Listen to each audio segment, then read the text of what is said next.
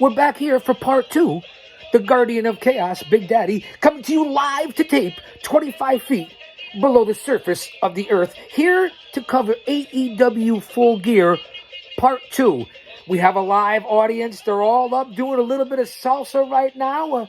We're taking a little break, something that you didn't get from AEW Full Gear. So fans, I'm here to bring it to you. If you missed the first part of this, go back and check out part one, which is 45 minutes of solid coverage of AEW Full Gear from this past weekend. In my opinion, the good, the bad, and the ugly. What we cover in part one of this breakdown of Chaos Corner, we talk about, because I started off at the end in the beginning, because I was out till 4 o'clock in the morning taking care of my own events at Paradise Alley Pro Wrestling, taped live to tape for Fight TV, kind of like we are here right now, for Type 1 to None for Juvenile Diabetes, Round 3 for Team CC. What an amazing night. Paul Roma was there. Mario Mancini was there. The Tag Team Champions, The Haven, was there. The Heavyweight Champion, Matthias DiNapoli. The ending, the insane ending between Vlad and Showtime Marcel Williams, Last Man Standing, with Cesar Vasquez, Team CC's dad, got involved. So it really was incredible. But what I want to hear, and I'm here to talk about, is AEW Full Gear. Part 2. We left on part 1, we left the 6-man tag team match of the Falls Count Anywhere of Adam Cole, baby. Oh, wait, somebody said it with me. And the Young Bucks against Christian Cage, Luchasaurus, and Jungle Boy. We left that pure insanity. We know Jungle Boy pinned Matt Jackson, and they are the winners of that match, which I think should have been left off the card and maybe been over to Dynamite. No disrespect. And we enter the match of Cody Rhodes and Pac against Malachi Black and Andrade. So stay tuned, fans. Follow me on all social media platforms. We're hopping over to YouTube. All right, fans, welcome back. Let me lower the distraction as we start off of part 2 of Chaos Corner. And I'll say that to say this, our coverage of AEW Full Gear. This is the second part. The first episode was about 45 minutes, filled of the first 4 matches. We started off with Hangman Page and Omega, because as I said, I was out and I covered it all night. So we started off there, and then we went back to the beginning of AEW, and we covered MJF and Darby Allin. We covered the Lucha Brothers and FTR. We covered Miro and Bryan Danielson. We covered, as I previously said here in the opening, the 6-man tag team match between Christian Cage and the Lucha Express against the Young Bucks and Adam Cole. And there's no need to say Bay anymore, because they gave up that privilege, although one guy did say it.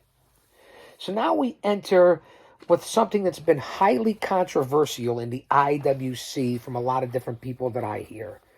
And that's Cody Rhodes and Pac as they take on Andrade and Malachi Black. First off, I want to notice and put out to everyone things that have been said to me. The entrance of Malachi Black. This guy's whole music and look and the way he presents himself, to me, is a winner. What WWE did, I'm not here to critique them or talk about them either, because this is an AEW coverage of Full Gear and their product from my point of view. The good, the bad, and the ugly. What I saw there is an unbelievable guy, and his gimmick and his work in the ring really works for me, and I'm a Malachi Black fan. Speaking of that, I'm also a fan of Andrade. This guy working in a pair of jeans in great shape, but let me tell you something. Andrade's a professional. This guy can work all over the place. He takes some unbelievable bumps. The corkscrew outside that he did on Pac was something like I've rarely seen in the business. So I'm a big fan of Andrade and Black. Now, do they belong together as a tag team? I don't know. I don't think so. But I'm just saying I like that.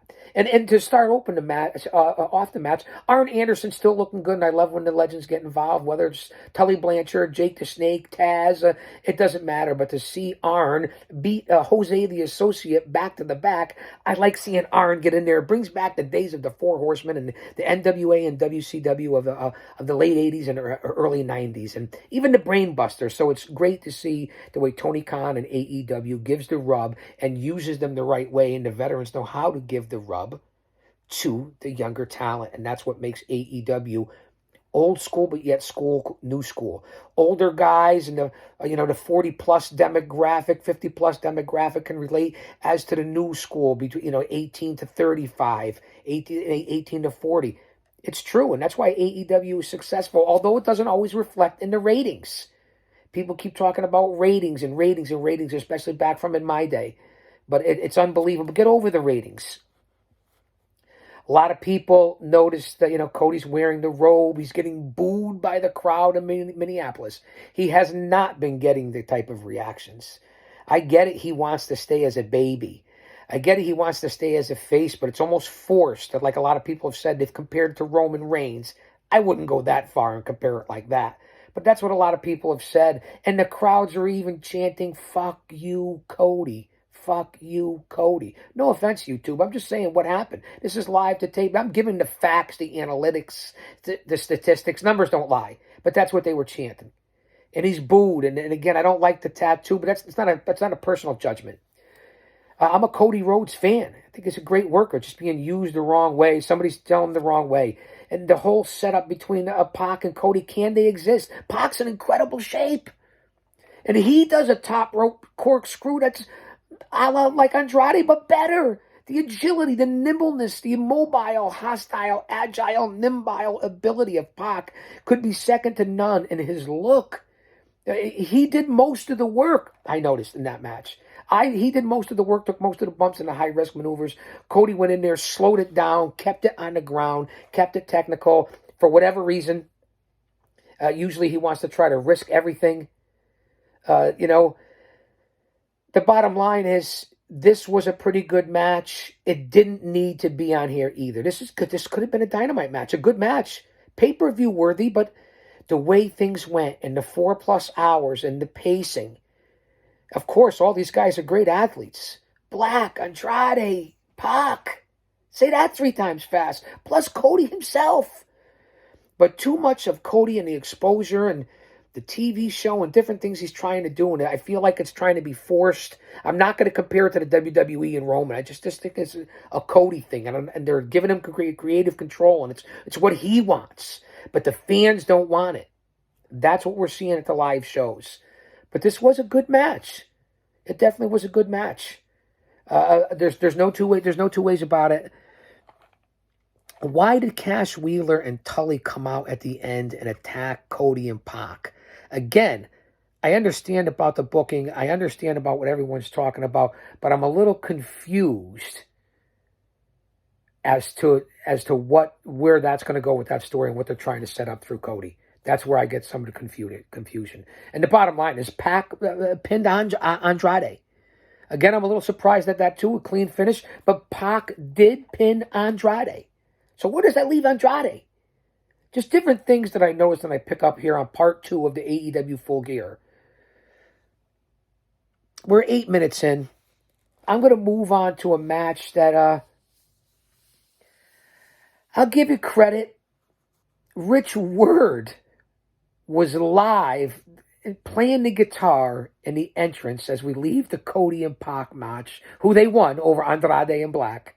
Again, didn't need to be on there. Could have been Dynamite and a 4-hour pay-per-view, but I'm not complaining. It was good wrestling. I'm not complaining. I know I'm getting animated. I get it. I'm getting a little animated. We go on to, again, Rich Word.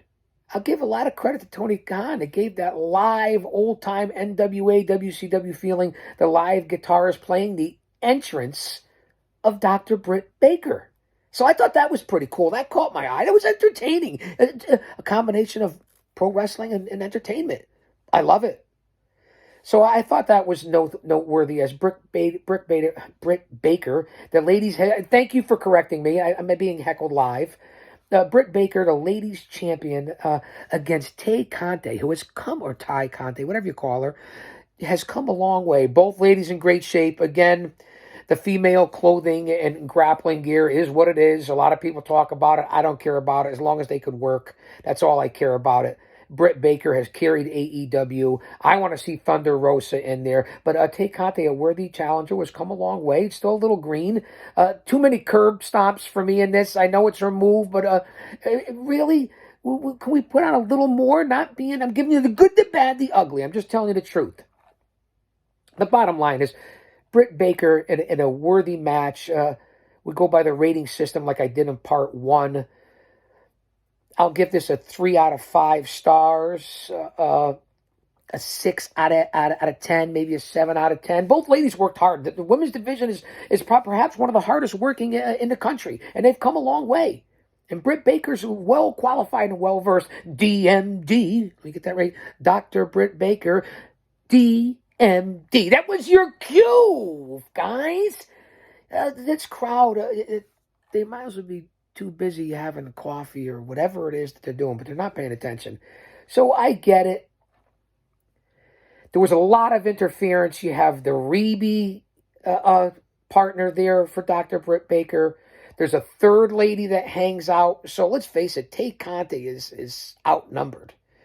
A lot of different interference here in this match. The bottom line is the pile driver by Dr. Britt Baker, and there's your winner. An okay match. Let's move forward. Let's see what happens with Thunder Rosa and different people that are coming in for the ladies group, and Britt Baker, and Statlander is back, and Ruby Soho is here. Let's see how this works out. Somebody sent me a note that Tay Conte pinned Britt Baker. You know you're an asshole, right? I watched the match. Here we go on to a match here on part 2 of AEW Full Gear review live to tape with the Guardian of Chaos here at Chaos Corner. CM Punk and Eddie Kingston. One of the few matches. Let me get back to the ratings. I rate the Cody Pac match, Andrade Black tag team match, out of 0 to 10. I'll give it a 6, soft 6, a hard 7. Anybody disagree? That the Britt Baker, Tay Conte, I'd like to give it a hard 8, but I don't think I'm capable, so I'll settle for a hard 6.5, hard 7. The match. I'm talking about the match. We talk about the tag team match. Did I give a rating on that? I think I'll give that like a 5 or a 6. Not on the athletic ability, but just where it belongs. Just so I stick to the ratings here. The rating systems throughout the 2-part series here of Chaos Corner covering AEW Full Gear. You got to have a sense of humor. They're dying back here. I don't know how it's coming across on there, but the live crowd is hilarious. They may not be catching it on the signals, but they're laughing anyway. And isn't that what it's all about? Punk and Kingston. That's where we're leaving. We're leaving the ladies. Good enough. We'll see what happens in the future. Let's move on to CM Punk and Eddie Kingston. Fans, I don't have to talk about CM Punk and what he's been doing. He hasn't been wrestling a lot. He's been talking a lot, but he's been on the electricity and buzz. And the ratings haven't shown that when he's there, that he's doing anything, that it makes a big difference. But that's neither here nor there. It's about what's happening at the live crowd. But I hear a lot of people barking about that. This was one of the few matches in the big matches that went under 15 minutes. It might have went like 12 minutes, but full of action. Punk like a crimson mask and busted open. I love to see that in different matches. And the history between these two, Punk not thinking Eddie's good enough, the believability, the storytelling, the edginess, the roughness, the reality of Eddie Kingston. It's gold. It's money. And it was a good match. And this was, surprisingly, there were a few technical moves in there. Not many, but it was intense. It was like being, for any of you that have ever been involved, and I've been involved in way too many, usually as an enforcer, it was like a barroom brawl with the blood. It was intense. The crowd actually booed Punk. I don't know if it was a work or not, but a couple different times they were making Kingston the face and booing CM Punk in Minneapolis. This was a match I really wanted to see. And if we have those first 3 matches, get rid of the next couple. Not get rid of. Put them on different spots, different areas, different shows. And then put this in there with those first 3 as the gold to me. Every match, a main event, everywhere. Think about that. This was a fight. Punk was even imitating John Cena. You can't see me in the old five-knuckle shuffle. So there were a lot of subliminal messages. Not sure if it's worthy, but it is what it is. These guys pulled off an incredible show. They have chemistry. And Eddie Kingston spinning back fist, a personal favorite of mine. I love it and what he brings. Kingston wiped the blood of CM Punk on after he sold it. After Punk with those eyes and was selling the blood. It really was something. It was a match that was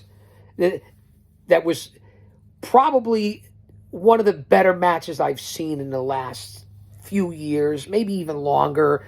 Not because of the technical ability, but just the style and the way it matched and the way these two guys went after each other. Just my opinion. And I'm a big fan of Kingston. And I know what Punk brings to the table and adds as value. I've been a fan of Kingston for 20 years. Know a lot of the same guys. I've ran with the same guys in the same circle. And, you know, the yellow and black with the work pants. And he looks like he might have even put on a few LBs. The boots. Again, the timing might have been 12 minutes of this, but they packed in a lot. And the bottom line is CM Punk pinned Eddie Kingston. Punk pinned... I have the froth that I have sometimes. Punk pinned Kingston. And afterwards, Eddie wouldn't shake his hand. Eddie wouldn't shake hands. He wouldn't do it. CM Punk offered it. But you know what? There's so much heat and animosity and Kingston has so much to work out with himself, and Punk thinking he never belongs, and Kingston never really getting that apology, and he wasn't going to do it, and that sells to his character. But what a match. If you couldn't pack much more into a short story like that, meaning in the ring, of AEW Full Gear on Saturday night. So I really enjoyed that, and again, the different things that, references to John Cena. But Punk he's something. Punk had the red stars on the light blue and white trunks. I did notice that. And again, the Eddie with the traditional black with the yellow trim, the work pants, the whole 9 yards about that match gave it a special feel. Just my opinion. I'm giving you the good, the bad, and the ugly. We move on to the next match here. Part 2 of Chaos Corner of the AEW Full Gear coverage. It's Chris Jericho in the inner circle of Jake Hager, Santana, and Ortiz, who I love. Again, guys that I like their style. And Sammy Guevara, another guy, a fast-rising guy who has turned out to be a star from this great Northeast area and the hotbed of this area of talent. The inner circle in a Minnesota street fight against America's top team with Dan Lambert and Men of the Year. The UFC guys, Junior Dos Santos, Andre Orlovsky. No disrespect to them, great in their sports. Scorpio Sky, Ego Ethan Page. Listen, Lambert's classic. Brings a lot of heat, a loudmouth. I like his style. That was kind of my style. In a different way, different unique, different spin, but the same result. The ultimate heel. I like it. Again, this match right here, another match because of the people involved. It's been a long story. Is this the finish of it? Where do we go from here? This went about 20 minutes. I don't know. I guess you had to put it on the pay-per-view, but this could have been settled somewhere else too. If you wanted to condense a 4+ hour pay-per-view, like I'm trying to condense a 4+ hour pay-per-view into a total of an hour and 15 minutes into 2 separate podcasts. Makes sense. Catch people's attention. I hope I'm catching yours. Follow me on all social media platforms. Hit the bell, subscribe, notification. You know the platforms. Twitter, Instagram, Jay Brony and Protigio Fidelis El Guardian, both on Facebook, my personas. Guardian of Chaos on Instagram and at Big Daddy G.O.C. on Twitter. Hit the profile link. That bounces you over to here, to YouTube channel. I have to throw it out there. Sweet Heel makes me do this. My one lone sponsor who's been consistent, who I love, Mr. Hempel-Stilskin, over at Sweet Heel CBD for all your CBD wellness and CBD needs. I don't go a day without their products. And that's Mr. Hempel-Stilskin over at Sweet Heel CBD. I have it on both D's right now. Tinctures, lotions, gummies, edibles, balms, massage oils for your pets, for life, for wellness. It's the savior and future of athletes in this country. So a big shout out to Mr. Hempel-Stilskin over at Sweet Heel CBD. I love those guys. And the reason I mention it is because of all the injuries in different sports involved in the cross and mainstreaming of UFC, mixed martial arts, boxing, professional wrestling. They need Sweet Heel CBD. Chris Jericho, the Inner Circle, Men of the Year, America's Top Team. That's what we're talking about, Sweet Heel. That's why I'm talking about it, because of this match. But this could have been settled somewhere else. Let's hope this is over. Although, listen, I'm a Jericho fan.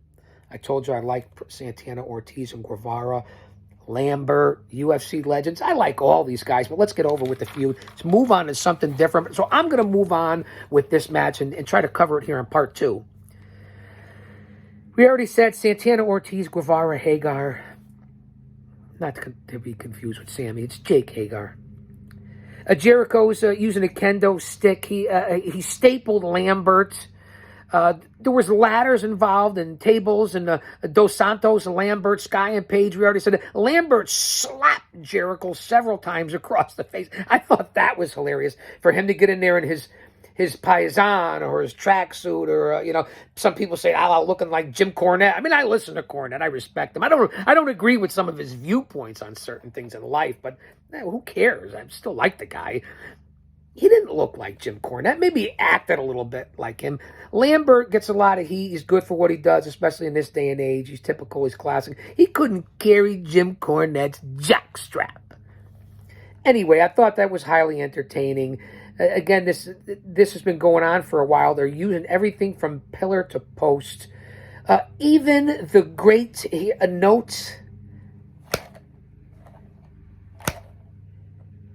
Baron von Raschke, the legendary WWE, AEW superstar from Minnesota, makes an appearance in this match between the Inner Circle, America's Top Team, and Men of the Year. So it was nice to see Baron von Raschke in a tribute like the Legends and Tony Khan and AEW does to give the rub.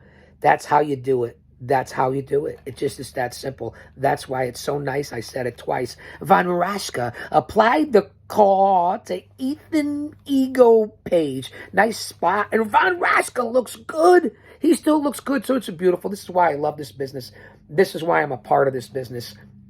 This is what's in our blood. So that was nice to see. And then, of course, Jericho gave an unbelievable tribute to Eddie Guerrero. It brought emotions out of a lot of different people, because we know in 2005 Eddie Guerrero passed in the same city in Minnesota that they were in on Saturday night. So Jericho, it was class act, and again, they keep continuing to honor the past. That's why AEW is catching attention, and that's why it's noteworthy to talk about. It's not just WWE, rinse, lather, repeat, rinse, lather, repeat, rinse, lather, repeat, rinse. You get it. I know I stumbled there. We get that. I already talked about it and addressed it at the end of part 1 with the whole Bully Ray comment. It's legendary now, at least to me. The bottom line is Jericho pinned Lambert with the frog splash. Again, the Eddie Guerrero thing. Beautiful. Machismo, Latino heat. One hell of a grappler and left on the legacy. And Eddie, he's watching. He's listening. If you fans believe, we all believe. So that was nice. Jericho pins Lambert. Frog splash. It's over. Von Raschke's in there. The Inner Circle. Let's see where America's Top Team, Men of the Year, Dos Santos, Orlovsky, the rest of the MMA guys, they're green. They don't really know what they're doing. They're a little awkward. I know they're trying. Maybe they should go back and retrain. Keep Lambert. Let him hook up and be a mouthpiece with somewhere. What are you going to do with Scorpio, Sky, and Page? Let Lambert be their manager and start a stable. You got to do something with Sky and Ethan Page, who are great athletes. So where do you go from here? And where does this lead Jericho in the Inner Circle? Santana, Ortiz, Guevara, they could be going off on that, especially Guevara going into contention for different titles and different things like that. That's what I see. So let's get away from this. Let's hope it's over. It's my opinion, the good, the bad, and the ugly. It was entertaining for what it was. We finally get a little break. Again, I keep talking about the pacing and how quick and how the matches went. Refer to part 1. I hope you watch part 1. It's been unbelievable. AEW Full Gear again. I'll give it a hard 8 as opposed to a soft 7. That's what I thought about it. One of their best of the year, one of their best in history, perhaps top 3, top 5 for sure. You guys let me know. Next, we have, again, if anyone wants to take a break, we already took ours. That's why this is a 2-part series of Chaos Corner, AEW. Tony Schiavone announces the signing of Black Machismo. Jay Lethal, and if you're following me on social media, you'll see a match from the early 2000s with people like EC Negro, Brian Fury from the greater New England area, incredible athletes, and one Jay Lethal back in the early 2000s where I do the play-by-play. Unbelievable. Check it out. It's on my YouTube page. It's on Twitter. It's on my social media. Jay Lethal is there. And Jay Lethal, speaking of titles, speaking of the Inner Circle, he will be at Dynamite Wednesday. The Black Machismo from Ring of Honor. This guy's one of the best in the world. Worked several events with him over the years. What a gentleman, what a person, a great guy, and a great athlete. He was loyal to Ring of Honor, but he challenges Sammy Guevara for the TNT title this Wednesday night, which is tomorrow. This will be up tonight. So this will be either tomorrow, if I get this up tomorrow afternoon, then it'll be tonight. But am I going back to... Well, I started at the end as the beginning of this on part 1. And does that make sense?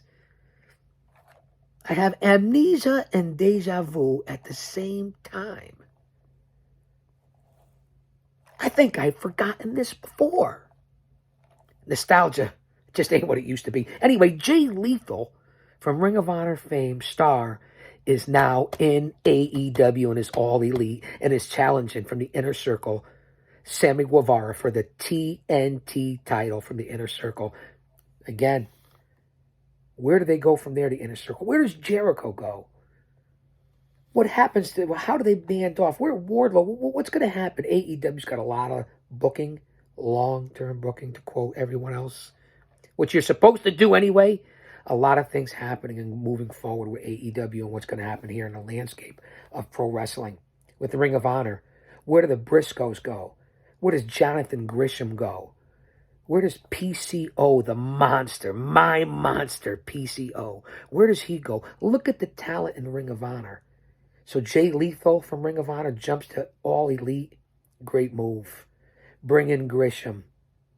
Bring in the Briscoes. Them boys. PCO and Destro. Now that's a monster. There's other stars. There's other grapplers in there. What about the Beer City Bruisers? My favorites. The Bruiser, the Beer City Bruiser, and the Kingpin, Brian Malonis. 700-pound tag team. I like it. There's a lot of stars in Ring of Honor, and I'm cutting off a lot of different people in there that belong. The indies, the business, it's going to be great. Welcome home. There's no better time to be in the business. There's no better time to be an insider, a fan, a talent. It's all going to work out. So that's what we're talking about there and what happened as Jay Lethal is all elite, and expect more to come from Tony Khan. Speaking of AEW, they've been, 2 years now? I think the product's been out. Maybe a little over 2 years. I'm okay with it. 4 champions in 2 years. Jericho, Moxley, Omega, and now Page. That's what we take out of Full Gear. Hangman Page is your new champion. Everything else is open for debate. And with all the talent and the talent that was already there, it's going to be one hell of a winter into a new year before we embrace spring and into next summer. Stay strong, stay tough. Mentally, physically, emotionally, and especially spiritually, because it's a battle out there between good and evil. Be on the right side of good as a person in this business, in life, with your family and friends. That's a soapbox. That's a PSA. Who's next in AEW? What's going to happen? Who knows? That's all I can say. Different people interrupted in the show on that. We know what happened after that. The Young Bucks came out. Somebody was talking about different things. This led me into the Omega Page match where we started off the end at the beginning. So go back to part 1 of this. We are 30 minutes here on part 2 of AEW coverage of Full Gear. Chaos Corner, live to tape with the Guardian of Chaos, Big Daddy. I'll save that to say this. I just wanted to throw that in there. This is the ending of part 2. Like I said, we started at the end and went to the beginning. We used the ending as the beginning, right? The ending as the beginning. So go back to the beginning of the end on part 1 here on Chaos Corner. Fans, thanks for coming here. We just left and said Jay Lethal has signed with AEW. Who knows? He's going to challenge Guevara tomorrow night. TNT title. We already know Hangman Page. That's the end of the pay-per-view. We covered it all here. Who knows the future? We know Survivor Series is this weekend. Does anybody really care? I mean, I don't know if I do. I'll watch it because I have to. But who knows? Who knows? Fans, Guardian of Chaos, part 2. I'm going to say that to say this on a personal note. Follow me on all social media platforms. I already said that a couple of times. Follow my boy, Sweet Heel CBD, Mr. Hempel-Stilskin. I've already said that. And of course, Paradise Alley Pro Wrestling on Fight TV and on all social media platforms. Coming up, we're mere weeks away after Thanksgiving. We get into December, and we're under pressure. December 11th, Paradise Alley Pro Wrestling presents Under Pressure at the Greater New Haven JCC. You're not going to want to miss that one. So I'll say that to say this, because I tell it like it is. Don't you dare miss it. Hey, thanks for being here live to tape. I'll be back. What? You're still here? Somebody said I had a crooked smile.